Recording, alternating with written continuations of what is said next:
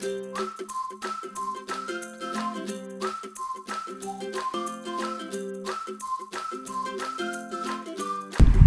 everyone, it's Apollo the Rooftop Farmer. Just want to show you something. A while ago we planted lavender trees.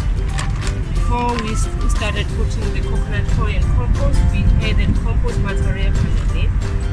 You can have a look at this compost material.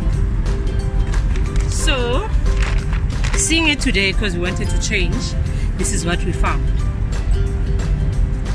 So we found a lot of earthworms underneath, just to show and prove that this works and the soil is fertile. Because remember, the visibility of earthworms, they show that the soil is fertile.